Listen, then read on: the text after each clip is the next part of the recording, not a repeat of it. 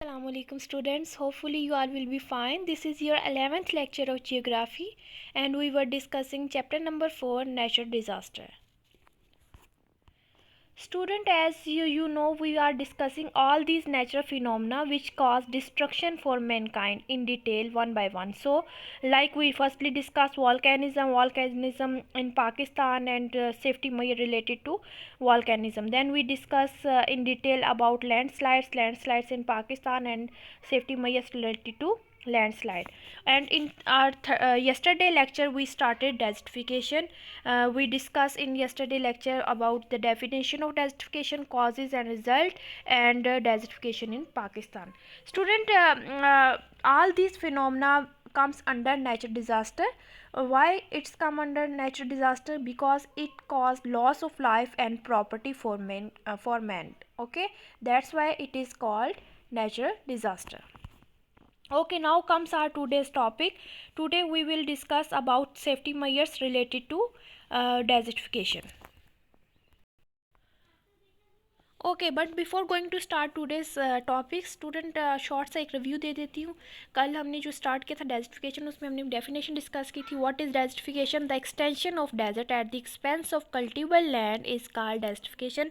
जबकि it is a process in which fertile land become desert. Okay, और desertification की जब हमने कॉजेज डिस्कस की थी तो उसमें ये था कि कॉजेज में कि क्लाइमेट चेंजेस की वजह से डेजर्टिफिकेशन तो अकर हो ही रही है, लेकिन ह्यूमन एक्टिविटीज़ भी इसमें अपना रोल प्ले कर रही है. और उसमें हमने कहा था specially after the industrial revolution are very much responsible of increasing desertification. यानी जो हम लोग की इंडस्ट्रीज़ और फैक्ट्रीज़ की और फार्म्स की और मिल्स की जो क्वांटिटी या नंबर्स जो है वो बढ़ते जा रहे हैं. उन मशीन्स का जो यूज़ किया जा रहा है वो फैक्ट्रीज़ और उनसे निकलने वाली जो वेस्ट मटेरियल होता है उसकी वजह से डेजर्टिफिकेशन जो है वो बहुत ज़्यादा एक्सटेंड होती जा रही है.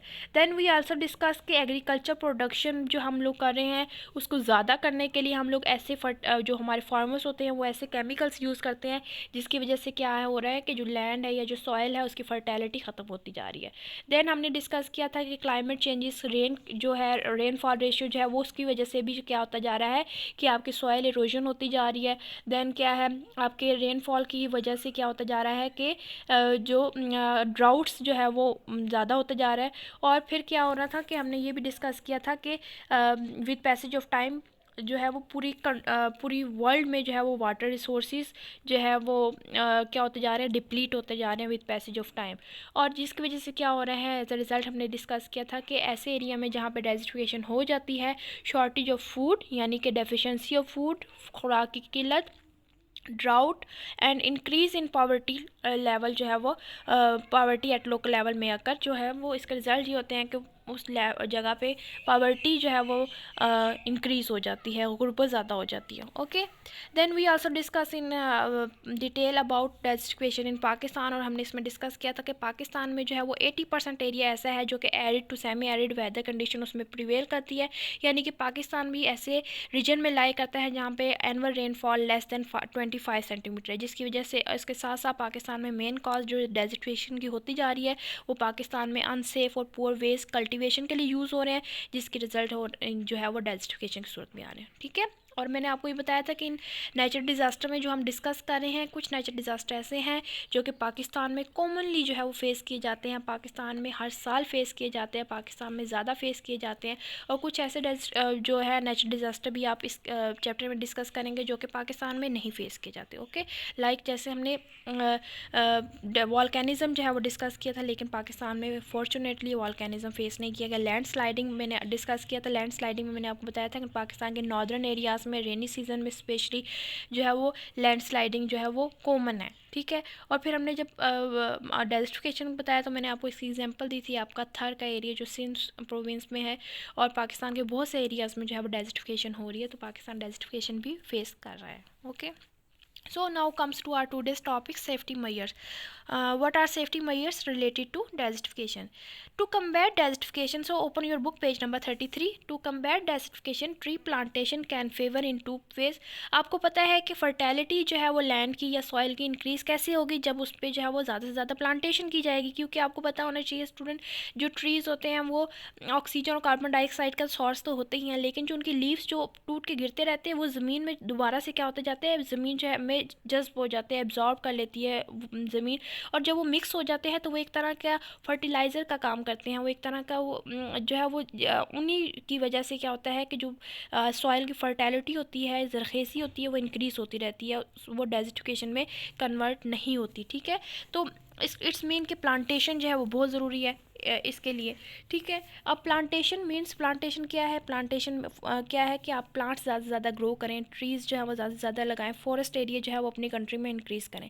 तो हम सेफ्टी मेजर्स की जब बात कर रहे हैं तो इट्स मीन्स हम प्रिकॉशंस की बात कर रहे हैं, हम वो वेज़ या वो जो है वो चीज़ें डिस्कस कर रहे हैं जिनकी वजह से हम डेज़र्टिफिकेशन को या तो कंट्रोल कर सकते हैं या फिर मिनिमाइज़ कर सकते हैं। ठीक है, तो अब क्या कर रहे हैं हम लोग सेफ्टी मेजर्स में? पहले फर्स्ट पॉइंट आपकी बुक पे देखें, अंडरलाइन भी करें, टू कम्बैट। कम्बैट का मीनिंग क्या है कि हम फाइट करना चाहते हैं, अगर बैटल करना चाहते हैं या फिर हम लोग इसको पर कंट्रोल करना चाहते हैं डेज़र्टिफिकेशन पे, तो हमें ट्री प्लांटेशन जो है वो इंक्रीज़ करनी पड़ेगी, और वो जो है वो it can give a favour in 2 ways.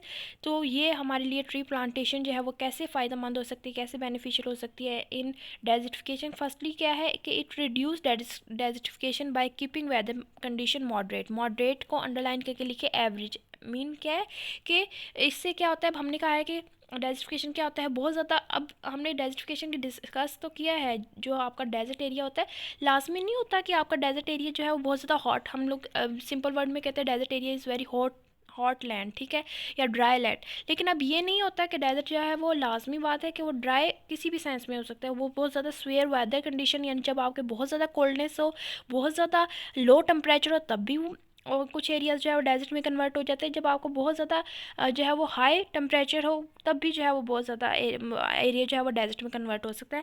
तो इट्स मीन कि हमारे वेदर कंडीशन अगर आपके बहुत ज़्यादा ना ही बहुत ज़्यादा हाई हो ना बहुत ज़्यादा लो हो, बल्कि हमारी जो अगर हम प्लांटेशन करते हैं, ट्रीज़ ग्रो करते हैं ज़्यादा तादाद में, तो क्या होता है कि डेजर्टिफिकेशन जो है उसको रिड्यूस किया जा सकता है। इससे क्या होता है, क्योंकि वेदर कंडीशन जो होती है वो मॉडरेट रहती है, यानी एवरेज रहती है, ना बहुत ज़्यादा स्वेयर होता है, ना बहुत ज़्यादा जो है मतलब बहुत ज़्यादा शिद्दत नहीं देखी जा सकती, ना उसकी कमी की सूरत में, ना ही बहुत उसके ज़्यादा होने की सूरत में एक एवरेज जो है वो वेदर कंडीशन प्रिवेल करती है। ओके, देन प्लांटेशन हमें कैसे हेल्पफुल कर सकती है? सेकंड वे क्या है कि it act as a hurdle to stop the spread of desertification towards cultivable areas के।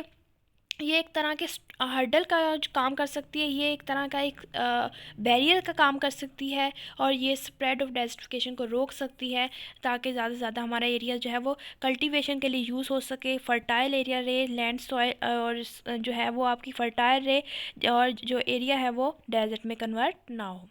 देन आल्सो क्या लिखा हुआ है कि हमने डिस्कस किया था कल वाले लेक्चर में कि डेजर्टिफिकेशन में फार्मर्स भी अपना रोल प्ले कर रहे हैं, कि जब हम अपनी प्रोडक्शन की जो है वो प्रोडक्शन ज़्यादा करने के लिए, क्रॉप्स की प्रोडक्शन ज़्यादा करने के लिए ऐसे केमिकल्स यूज़ कर रहे होते हैं फार्मर्स, कि जिससे ज़्यादा वक्ती तौर पे उन्हें फ़ायदा हो जाता है, क्रॉप्स ज़्यादा ग्रो हो जाती है, या फिर उन पर स्प्रे ऐसी की जाती है डिफरेंट इंसेक्ट और डिजीज़ से प्रिवेंट करने के लिए क्रॉप्स को।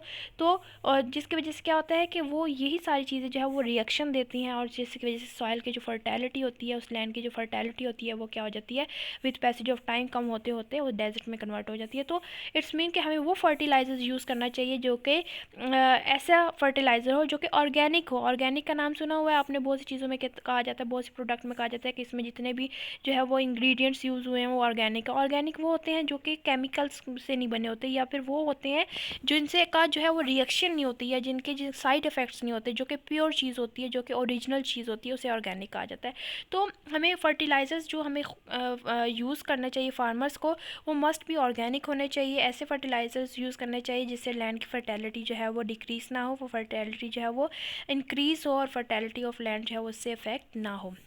तो उसमें फर्टिलाइज़र्स आपको पता है कि वो कौन से फर्टिलाइज़र्स होते हैं कि जो कि बनाए जाते हैं फ्रॉम एनिमल वेस्ट मटेरियल से, या फिर इंसेक्ट्स के उससे जो चीज़ ऐसी जिससे फर्टिलाइज़र्स जो कि आपकी क्रॉप्स हैं उन पे अफेक्ट ना करें। थर्ड ये है कि आपको पीपल्स को अवेयरनेस होनी चाहिए, अवेयरनेस देनी चाहिए गवर्नमेंट के थ्रू, आप चैनल्स के थ्रू कर सकते हैं। अब तो सोशल मीडिया इतना एक्टिव है, टीवी, आपके इंटरनेट, यूट्यूब और फेसबुक, इन सब के ज़रिए आपको पता है कि अब लोग ये यूज़ कर रहे होते हैं, व्हाट्सएप। तो इन सब चीज़ों के ज़रिए अवेयरनेस होनी चाहिए, एड्स की सूरत में अवेयरनेस देनी चाहिए, कमर्शियल्स आने चाहिए, या ऐसी गवर्नमेंट को कैंपेन स्टार्ट करनी चाहिए स्कूल्स में, कॉलेजेस में, या वैसे भी लोकल और नेशनल लेवल पे, कि जिसमें लोगों को जो है अवेयर करवाया जा सके, कि प्लांटेशन की इम्पोर्टेंस बताई जा सके, ज़्यादा से ज़्यादा प्लांट्स ग्रो करने की तरफ तवज्जो दिलाई जाए। या उनके जैसे अब स्टार्ट किया भी हुआ है पाकिस्तान में एक प्रोग्राम वन जो है वो प्लांट्स ग्रो करने के लिहाज से एक कैंपेन स्टार्ट भी कर रखी है आपकी करंट जो गवर्नमेंट है उन्होंने। तो इससे क्या होता है, इट्स मीन के पीपल्स को जो है वो अवेयरनेस आती है कि हम ये प्रॉब्लम फेस कर रहे हैं, इसका हमें साइड इफ़ेक्ट क्या देखे जा सकते हैं, विद पैसेज ऑफ टाइम इसके जो इफ़ेक्ट्स हैं वो सीवियर कितनी कंडीशन तक हो सकते हैं, कितने सीवियर हो सकते हैं, जिससे क्या हो सकता है। तो लोगों को फिर नो हाउ हो जाती है कि क्या चीज़ जो है या क्या प्रॉब्लम जो है या क्या डायलेमा जो है वो हम फेस कर रहे हैं। तो लोगों को जो है वो अवेयरनेस देनी चाहिए और ऐसे मेथड्स जो है वो यूज़ करने चाहिए जिससे जो है वो हम लोग डेजर्टिफिकेशन को स्टॉप कर सकें। फोर्थ, हमने कल भी डिस्कस किया था कि हमारी कंट्री में जो है वो आपको पता है कि पॉपुलेशन का बहुत ज़्यादा प्रॉब्लम है। ओवर पॉपुलेशन कंट्री है पाकिस्तान, और पूरी दुनिया में बहुत से ऐसे कंट्रीज़ हैं जहाँ के ओवर पॉपुलेशन है। तो हम लोग क्या करें अपनी कंस्ट्रक्शन के लिए, फैक्ट्रीज़ के लिए, जहाँ पे जिन एरियाज़ पे भी हमारे फॉरेस्ट हैं, जिन एरियाज़ पे भी हमारे ट्रीज़ हैं, उनको क्या करते जा रहे हैं, कट करते जा रहे हैं। तो अगर हम जो चेक एंड बैलेंस नहीं रखेंगे कटिंग ऑफ ट्रीज़ पे, तो क्या होता जाएगा कि यही सारे फिनोमेना, यही सारे नेचुरल फिनोमेना, यही सारे नेचुरल डिज़ास्टर हमें ज़्यादा तादाद में फेस करने पड़ेंगे, क्योंकि ये सारी चीज़ें हैं जो है वो एक हर्डल का काम कर रही होती हैं। सो हमें चेक एंड बैलेंस रखना चाहिए। Uncheck cutting of trees should be discourage and modern ways of cultivation and irrigation we should adopt it. So student, clear so far? Okay, now moves to our new natural phenomena, or our next natural phenomena which comes under natural disaster, because it also caused destruction for mankind. It also caused loss of life and property for man. It is flood. So on page number 33 to 34, flood. Student, flood जो है वो आपको पता है कि हम पाकिस्तान में बहुत ज़्यादा कॉमन है। आप हर साल ही पाकिस्तान में जो है वो फ्लड एक्सपीरियंस किया जाता है। हर साल ही जो है वो फ्लड जो है वो पाकिस्तान में फ़ेस किया जाता है। स्पेशली जो मानसून का जो रेनी सीज़न होता है उसमें आपकी कंट्री में, पंजाब के स्पेशली एरियाज़ में और कुछ जो है वो सिंध एरियाज़ में जो है वो पंजाब और सिंध दोनों के एरियाज़ में जो है वो आपको फ़्लड फेस करना पड़ता है। और पाकिस्तान में इवन कि हर साल हम लोग फ़्लड पे फेस करते हैं, लेकिन फिर भी इससे बहुत ज़्यादा डिस्ट्रक्शन हो जाती है। इसका अब प्रिकॉशंस भी की जाती हैं, लेकिन फिर भी जो है वो उस लेवल की हम लोग की प्रिडिक्शन नहीं होती, या उस लेवल की हमारी प्रिपरेशन नहीं होती, जिसकी वजह से हमारे हर साल जो है वो फ़्लड से बहुत ज़्यादा नुकसान होता है। ठीक है, इकॉनमी को भी, कंट्री को भी, और लोगों का बहुत ज़्यादा नुकसान होता है, प्रॉपर्टी का बहुत ज़्यादा नुकसान होता है, बहुत सी बिल्डिंग कोलैप्स कर जाती है। वो ये सारा चीज़ ये जो है वो फ्लड्स तो आपको पता है कॉमन है। ठीक है, पाकिस्तान में।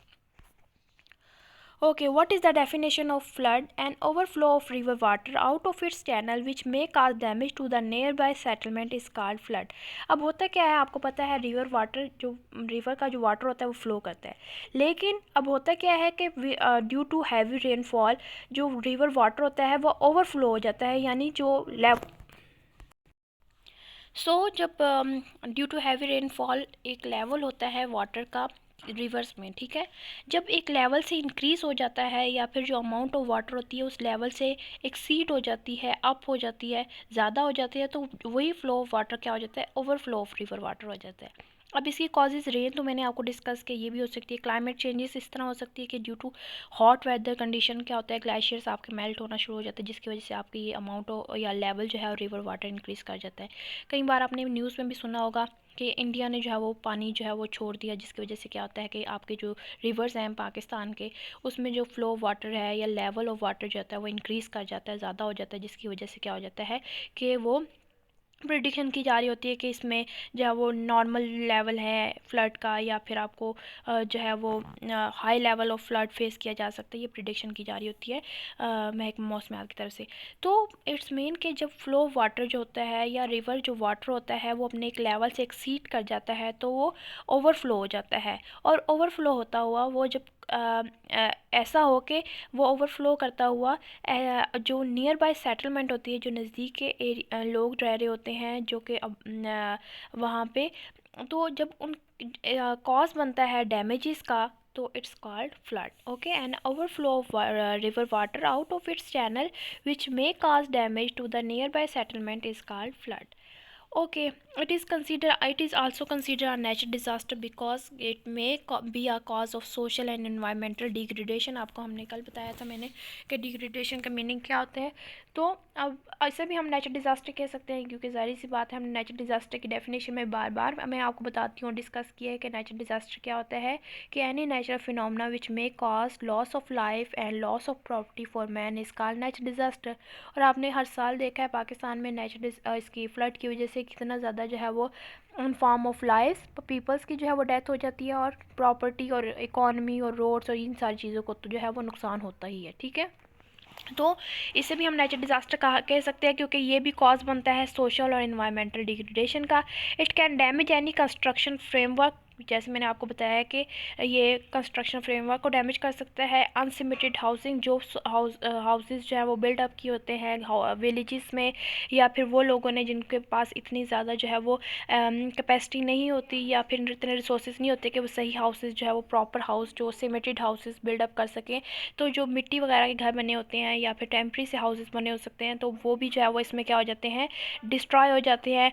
And building without deep foundation, और वो बिल्डिंग भी इससे इफ़ेक्ट होती हैं जिनकी फाउंडेशंस जो होती हैं वो जो है वो जो है वो ज़्यादा डीप नहीं होती, यानी कि जिनकी बेसिस बिल्डिंग की वीक्स होती हैं वो भी बिल्डिंग जो है वो कोलैप्स कर जाती हैं। इट मे डिस्ट्रॉय ब्रिजेस, आपके जो कई दफ़ा ऐसे होते हैं बहुत से एक सिटी को दूसरी सिटी में या एक एरिया को दूसरे एरिया से कनेक्ट करने में ब्रिजेस जो है वो रोल प्ले कर रहे होते हैं। बहुत सी रोड्स जो हैं वो आपकी जो है वो इसमें डिस्ट्रॉय हो जाती है। कम्युनिकेशन लाइंस, अक्सर ज़्यादा हैवी रेनफॉल की वजह से, फ्लडिंग की वजह से क्या होता है कि आपकी इंटरनेट और आपका इलेक्ट्रिसिटी, आपकी इवन के गैस पाइपलाइंस भी इससे जो है वो अफेक्ट हो जाती है, और ये सारी की सिस्टम जो होता है वो ख़त्म हो जाता है या रुक जाता है, या फिर बुरी तरह अफेक्ट होता है कि उनकी सप्लाई जो होती है वो रुक जाती है। क्रॉप्स, अगर इस टाइम पे जब आपकी क्रॉप्स हो, जैसे कि अभी रिसेंटली जो आपकी लास्ट वीक जो है वो बारिशें हुई हैं, तो इसमें अभी जो है वो किसकी कटिंग हो रही थी, वीट जो है वो कट की जा रही थी। तो आपकी वीट की जो क्रॉप थी वो बहुत अफेक्ट हुई है। ठीक है, इसके अलावा फार्म्स, आपके जो खेत होते हैं, फील्ड्स होते हैं, वो भी ज़्यादा इससे अफेक्ट होते हैं। ऑर्चर्ड्स भी बच्चे गार्डन्स को कहा जाता है, वो गार्डन जहाँ पे फ्रूट्स और फ्लावर्स जो हैं वो बहुत ज़्यादा अमाउंट में लगे होते हैं, तो उसे ऑर्चर्ड्स कहा जाता है। लाइफ स्टॉक, बहुत से जो है वो आपको पता है कि लोग खुद तो माइग्रेट कर जाते हैं, लेकिन उन्हें अपने एनिमल्स को माइग्रेट करना उन्हें अफेक्टेड एरिया से जहाँ के उन्हें फ्लड फेस करना पड़ रहा होता है, तो वो पॉसिबल नहीं होता, जिसकी वजह से क्या होता है कि लाइफ स्टॉक जो है वो कहीं जो है वो लाइफ स्टॉक की भी डेथ हो जाती है इसी से उसमें।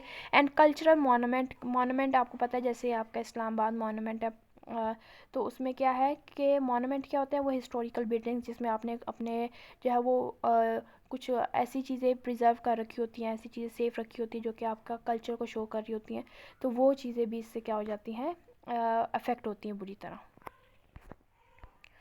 और लास्ट में आपका ये तो है ही कि loss of life specially of women, children and edged, क्योंकि ये लोग जो है वो माइग्रेट करते हुए आपको पता है कि वुमेन, चिल्ड्रन और एजिड पर्सन जो है वो उनका लिए थोड़ा सा प्रॉब्लम फेस करना पड़ता है माइग्रेशन में, तो उन लोग का जो है वो ज़्यादा चांसेस होते हैं उनकी डेथ के।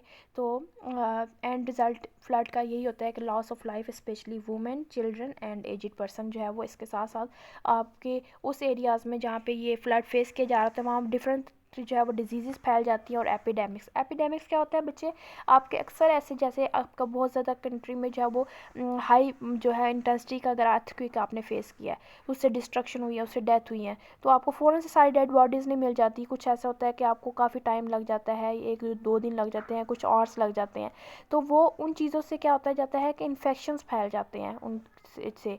और ऐसे ही आपका अगर कंट्री में फ्लड्स है या आपकी कंट्री में कोई और नेचुरल डिज़ास्टर फेस किया जा रहा है, तो इसकी जो डिस्ट्रक्शन होती है उससे बहुत सी इन्फेक्शियस जो है वो उस टाइम के लिहाज से उस एरिया में जो है वो क्या होती है, बहुत इन्फेक्शियस डिसीज़ फैल जाती हैं, ऐसी बीमारी फैल जाती है जो कि इन्फेक्शन क्रिएट कर देती है, जिसकी वजह से डेथ जो है वो और ज़्यादा इंक्रीज़ हो जाती है।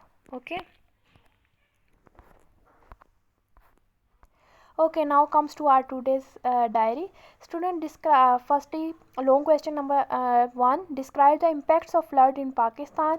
uh, लॉन्ग क्वेश्चन आपको पता है कि लॉन्ग क्वेश्चन आपके जस्ट बुक पे मार्क किया जाता है. You have to do only short question on your sheets and you have to mark long question on your book. Okay, long question sheets पे ना किया करें, जस्ट आप शॉर्ट क्वेश्चन शीट्स पे किया करें और लॉन्ग क्वेश्चन बुक पे मार्क किया करें. तो क्वेश्चन नंबर 1 है, describe the impacts of floods इन पाकिस्तान. पाकिस्तान में जो है वो इसके इम्पैक्ट्स बताएं जो इसके फ्लड्स के होते हैं.